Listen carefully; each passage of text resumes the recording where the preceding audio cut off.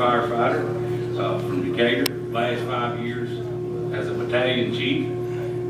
Had I not been a battalion chief and stayed a company officer, I'd have probably stayed a little longer. I'm a member of RSA. My dad retired under RSA. My granddad retired under RSA.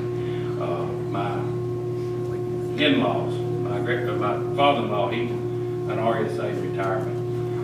When I go down the list, my brother-in-law, Huntsville firefighter, we've got about 5 family members in the fire department, several in the police department. I come from public service workers. Public service workers count on RSA. None of us get rich. We're not going to get rich on our retirement, but that's our money that we pay in. And that helps us as we retire, and as we go into Social Security, we don't become a burden on society. And there's some things you should know about RSA. People ask me the question oftentimes, should our tax money go to pay your retirement? Your tax money don't pay our retirement, The way this works is the money that the state pays in should fall under the line item of salaries.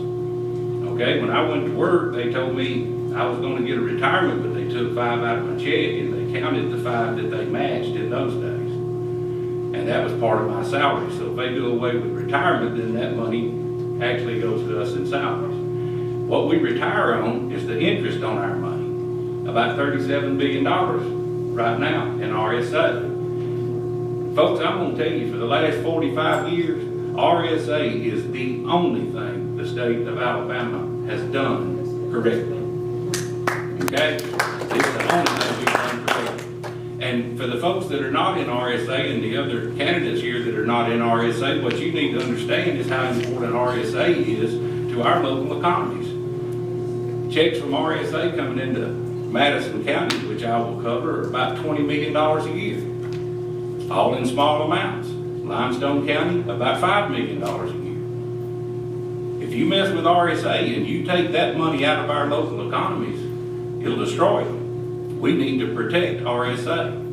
When I went down to Montgomery in the 90s, I was on the Legislative Action Committee for the professional firefighters, this group right here. When I started lobbying with the firefighters for air packs, AEDs, all this stuff, hazardous duty bill, one of the guys stopped me out there on the sidewalk, was giving me the tour of what I need to do, and he pointed at RSA with him. He said, "You see that?"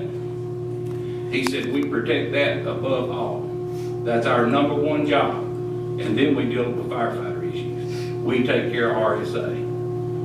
RSA is important to this state. It's important to all these public service workers. And remember, RSA covers firefighters, police officers, teachers, sanitation workers, utility workers, the people working in the office at the county courthouse and the city courthouse, and the people on the street department. It covers all these people. And these folks don't have an opportunity to get a piece of the pie. They can't go into Wall Street. They can't buy stocks and bonds, not on what we pay public servants. But we all pay into RSA. And RSA is our ticket to a piece of the pie. David Bonner manages our piece of the pie. And when we come out of our service, 25, 30 years, for the rest of our life, we know we'll draw that check and we won't be a burden on the rest of society. And of that 20 million here and the 5 million over there, practically every dime of it gets spent on gas, groceries, utility bills. It is strong to our economy. So we have to protect RSA.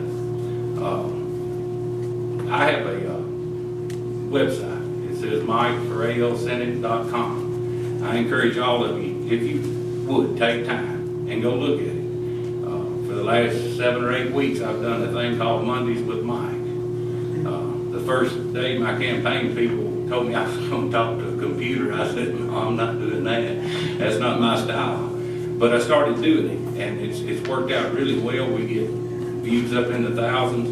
But the last Mondays with Mike, once on there now, we done it on RSA. We take live questions and we answer them as they come in. So I'm a firefighter. Retired firefighter. I'm RSA. You let me represent you in Montgomery, and RSA will be protected.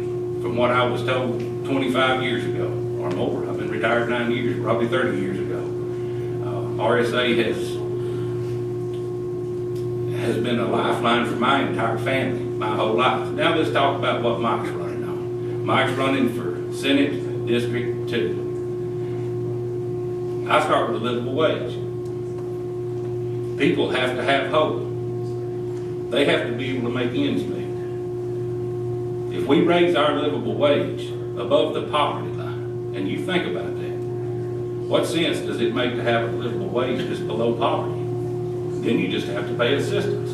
There's no economic model anywhere that would say this is a good idea. When we raise our livable wage above the poverty line, we will reduce spending by as much as $200 million. We've had a lot of people up here tonight tell you all the stuff that they voted against and tell you that earmarks are bad and earmarks are, oh,